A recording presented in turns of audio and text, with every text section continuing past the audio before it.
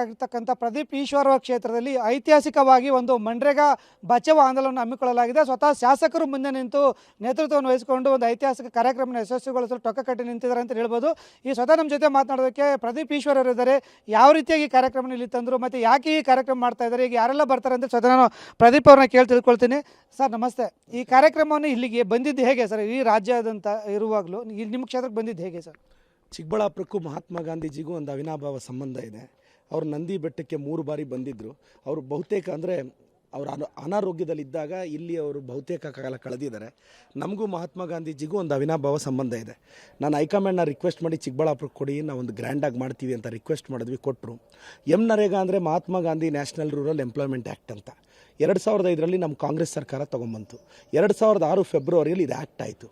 ಇದ್ರ ಪ್ರಕಾರ ಒಬ್ಬ ವ್ಯಕ್ತಿಗೆ, ಹಳ್ಳಿಗಳಲ್ಲಿ ವ್ಯಕ್ತಿಗೆ 12.5 ಕೋಟಿ ಕುಟುಂಬಗಳಿಗೆ ನಾವು ಕೆಲಸ ಕೊಡ್ತಿದ್ದೀವಿ. ಕೆಲಸ ಕೇಳಿದ 15 ದಿನದೊಳಗೆ ಕೊಡ್ತಿದ್ದೀವಿ. ಕೆಲಸ ಮಾಡಿದ 15 ದಿನದೊಳಗೆ ಪೇಮೆಂಟ್ ಮಾಡ್ತೀವಿ. ಇದು ಸೆಂಟ್ರಲ್ ಗೌರ್ಮೆಂಟೇ ಸ್ಪಾನ್ಸರ್ ಮಾಡ್ತಿದ್ವಿ. ಯಾವಾಗ ಮೋದಿಯವರು ಸೆಂಟ್ರಲ್ ಗೌರ್ಮೆಂಟಿಗೆ ಬಂದರು, ಇವಾಗ ಮಹಾತ್ಮ ಗಾಂಧೀಜಿ ಹೆಸರೇ ತೆಗೆದಾಕಿದ್ರು. ಯಾಕೆಂದರೆ ಗಾಂಧೀಜಿ ಬಗ್ಗೆ ಗೌರವ ಇಲ್ಲದೇ ಇರೋರು ಇಂಥ ಕೆಲಸನೇ ಮಾಡೋದು.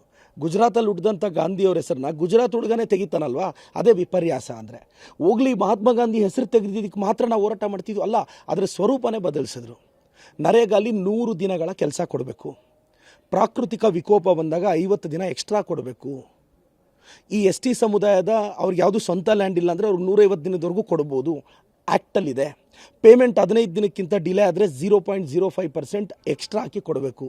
ಇಂಥ ಕಾನೂನು ತಂದಿದ್ವಿ. ಮೊನ್ನೆ ಮೋದಿಯವರು, ನಿಮಗೊಂದು ಗೊತ್ತಿರಲಿ ಸರ್, ಲಾಸ್ಟ್ ಇಯರು ಗುಜರಾತಲ್ಲಿ BJP ಮಿನಿಸ್ಟರ್ ಮಗ ನರೇಗಾಲಿ 71 ಕೋಟಿ ಸ್ಕ್ಯಾಮ್ ಮಾಡಿ ಅರೆಸ್ಟ್ ಆಗಿದ್ದಾನೆ. BJPಯವರು ಸಿಕ್ಕಾಪಟ್ಟೆ ಜನ ನರೇಗಾಲಿ ದುಡ್ಡು ಹೊಡೆದು ಸಿಗಾಕೊಂಡಿದ್ದಾರೆ. ಅದಾದಮೇಲೆ ಮೋದಿಜಿಯವ್ರು ಏನು ಮಾಡಿಬಿಟ್ರು, ಏನಪ್ಪ BJPಯವರೆಲ್ಲ ಒಳಕೊಳ್ಟೋಗ್ತಾ ಇದ್ದಾರೆ ಅಂತ ಮೋಸ್ಟ್ಲಿ ಆ ಕಾರಣಕ್ಕೆ ಇದ್ರ ಸ್ವರೂಪನೇ ಬದಲಿಸ್ಬಿಡ್ತಾ ಇದ್ದಾರೆ. ಮುಖ್ಯವಾಗಿ ನೀವು ಗಮನಿಸಬೇಕಾಗಿದ್ದು, ಈ ಮನ್ರೇಗಾ ಅಥವಾ ನರೇಗಾ ಏನಿದೆ, ಇದು ಒಂದು ಕಾನೂನುಬದ್ಧ ಒಂದು ಸಂವಿಧಾನದ ಹಕ್ಕಾಗಿತ್ತು. ಆ ಹಕ್ಕನ್ನು ರದ್ದುಗೊಳಿಸಿ ಇವರು ಯೋಜನೆ ಮಾಡಿದ್ದಾರೆ ಅಂತ ನಿಮ್ಮ ಆರೋಪ. ಸಂವಿಧಾನದ ಬಗ್ಗೆ BJPಯವ್ರ ಬಗ್ಗೆ ಯಾವಾಗ ಗೌರವ ಇದೆ? ಒಬ್ಬ BJP XMP ನಾಲಾಯಕ್ MP ಹೇಳ್ತಾನೆ ಸಂವಿಧಾನ ಬದಲಿಸ್ತೀವಿ ಅಂತ. ಇನ್ನೊಬ್ಬ ನಾಲಾಯಕ್ ಮಿನಿಸ್ಟರ್ ಹೇಳ್ತಾನೆ ನೆನ್ನೆ ಮಹಾತ್ಮ ಗಾಂಧೀಜಿನ ಅವರೇರೋ ಫಾದರ್ ಆಫ್ ನೇಷನ್ ಅಂತ ಒಪ್ಕೊಳ್ಳಲ್ವಂತೆ. ನಾನು ಆ ನಾಲಾಯಕ್ ಮಿನಿಸ್ಟರು ಆ ಬಿಜಾಪುರದ ಕೋತಿಗೆ ಹೇಳ್ತೀನಿ, ನಿಮ್ಮ ತಂದೆನಾದರೂ ತಂದೆ ಅಂತ ಒಪ್ಕೊತೀಯಾ ಅಂತ. ನೀನು ಫಾದರ್ ಆಫ್ ನೇಷನ್ ಅಂತ ಒಪ್ಕೊಳ್ಳಲ್ಲ. ನೀನು ಹೋಗ್ಲಿ, ನಿಮ್ಮ ಫಾದರ್ನಾದರೂ ಫಾದರ್ ಅಂತ ಒಪ್ಕೊತೀಯಾ ಅಂತ ಯತ್ನಾಳಕ್ಕೆ ಕೇಳ್ತೀನಿ ನಾನು. ನೆನ್ನೆ ಅವ್ರೇನು ಹೇಳ್ತಾರೆ ಗೊತ್ತಾ, Mahatma Gandhi father of nation ಅಲ್ಲ, ಅದ್ಯಾವುದೋ ಪಕ್ಕದ ದೇಶ ಹೆಸರು ಇಡ್ತಾರೆ. ಮಹಾತ್ಮ ಗಾಂಧೀಜಿ ಬಗ್ಗೆ ಮಾತಾಡೋ ಯೋಗ್ಯತೆ ಯತ್ನಾಳವ್ರಿಗಿದೆಯಾ? ನಾನು ಯತ್ನಾಳವ್ರಿಗೆ ಕೇಳ್ತೀನಿ, ನೀವು ಫಾದರ್ ಆಫ್ ನೇಷನ್ ಮಹಾತ್ಮ ಗಾಂಧಿನ ಒಪ್ಕೊಳ್ಳಲ್ಲ ತಾನೆ, ನಿಮ್ಮ ಫಾದರ್ನಾದರೂ ಫಾದರ್ ಅಂತ ಒಪ್ಕೊತೀರಾ ಅಂತ ಕ್ವಶನ್ನು.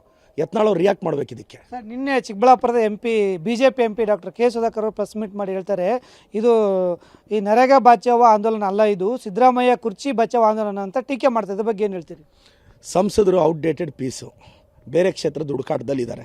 ಸುಮ್ಮನೆ ಅವ್ರಿಗೆ ಯಾಕೆ ಪಬ್ಲಿಸಿಟಿ ಕೊಡಲಿ? ಸರ್, ಈಗ ಕಾರ್ಯಕ್ರಮದಲ್ಲಿ ಒಟ್ಟಾಗಿ ಈಗ ಯಾವ ರೀತಿ ಎಲ್ಲ ತಯಾರಿ ಮಾಡ್ಕೊಂಡಿದ್ದೀರಿ ಸರ್? 1 ಲಕ್ಷ ಜನ ಈಗಾಗಲೇ ಸೇರಿದ್ದಾರೆ. ಯಶಸ್ವಿ ಮಾಡ್ತೀವಿ. ಇದು ಕಾಂಗ್ರೆಸ್ ಭದ್ರಕೋಟೆ, ಕಾಂಗ್ರೆಸ್ ತಾಕತ್ತೇನು ಅಂತ ತೋರಿಸ್ತೀವಿ. ಇನ್ನೇನು 5-10 ನಿಮಿಷದಲ್ಲಿ ಮುಖ್ಯಮಂತ್ರಿಗಳು ಆಗಮಿಸ್ತಿದ್ದಾರೆ. ಕಾರ್ಯಕ್ರಮ ಯಶಸ್ವಿ ಆಗುತ್ತೆ ಸರ್. ಸರ್, ಈ ಕಾರ್ಯಕ್ರಮದಿಂದ ನಿಮಗೆ ಯಾವ ರೀತಿ ತಾಕತ್ತು ಬರುತ್ತೆ ಅನಿಸುತ್ತೆ? ಏನಿಲ್ಲ, ನನ್ನ ಪಕ್ಷದ ಜವಾಬ್ದಾರಿ ಇದು, ಗುರುತಿಸ್ಕೊಂಡಿದ್ದೀವಿ. ಕಳೆದ ವಾರ 10 ದಿನದಿಂದ ಕಷ್ಟಪಟ್ಟು ಮಾಡಿದ್ದೀವಿ. ಇದು ಯಶಸ್ವಿ ಆಗುತ್ತೆ ಅಂತ ನನ್ನ ಭರವಸೆ ಸರ್. Thank you sir. ಒಟ್ಟಿನಲ್ಲಿ ಏನು ಚಿಕ್ಕಬಳ್ಳಾಪುರದಲ್ಲಿ ಐತಿಹಾಸಿಕವಾಗಿ ಒಂದು ಮನ್ರೇಗಾ ಬಚಾವ್ ಆಂದೋಲನ ನಡೀತಾ ಇದೆ. ಅದಕ್ಕೆ ಅದು ವಿಶೇಷವಾಗಿ ಚಿಕ್ಕಬಳ್ಳಾಪುರ ವಿಧಾನಸಭಾ ಕ್ಷೇತ್ರದ ಶಾಸಕ ಪ್ರದೀಪ್ ಈಶ್ವರ್ ಅವರ ಕ್ಷೇತ್ರದಲ್ಲಿ ನಡೀತಾ ಇರೋದು ಶಾಸಕರಿಗೆ ಒಂಥರ ಹೆಮ್ಮೆಯ ವಿಚಾರ ಅಂತಲೇ ಹೇಳ್ಬೋದು. ಕ್ಯಾಮರಾಮನ್ ಸುಧಾಕರ್ ಜೊತೆ ಭೀಮಪ್ಪ ಪಾಟೀಲ್, TV9 ಚಿಕ್ಕಬಳ್ಳಾಪುರ.